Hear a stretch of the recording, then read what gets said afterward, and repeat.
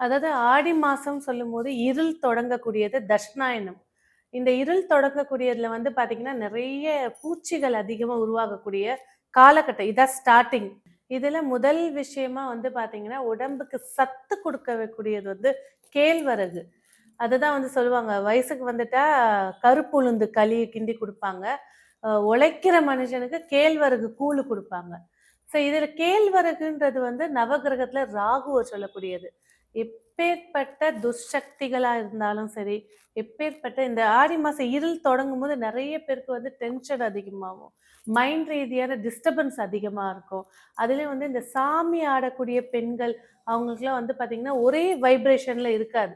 அதுக்கு தான் மெயின் விஷயமா கூழ காய்ச்சி ஃபர்ஸ்ட்டு ஊத்திர்றது. அந்த கூழ் காய்ச்சி ஊட்டும்போது அதுல அரிசி, கேழ்வரகு, தயிரு, வெங்காயம், அதுல வந்து இன்னொன்னு வந்து அந்த உருண்டை பிடிச்சு வைப்பாங்க. ம். அதெல்லாம் வந்து குலதெய்வத்து இது. பெண் தெய்வத்த கும்பிடுறவங்க, முனீஸ்வரன கும்பிடுறவங்க அந்த குலதெய்வத்தோட அந்த வெள்ள அரிசி சாதத்த கிண்டி உருண்டை பிடிச்சு, அதுக்கு மேல வேப்பிலைய வைப்பாங்க. ஆ. அப்ப அது சாப்பிடும்போது அந்த வேப்பில கசக்கவே கசக்காது. ஏன்னா, அந்த காலம் ஆடி மாசத்துல நீங்க ஒரு வேப்பில கொழுந்து எடுத்து சாப்பிடுறீங்க அப்படின்னா, அத விட அயர்ன் சத்து, இரும்பு சத்து, இம்யூனிட்டி பவர் வேற எதுலயுமே கிடைக்காது.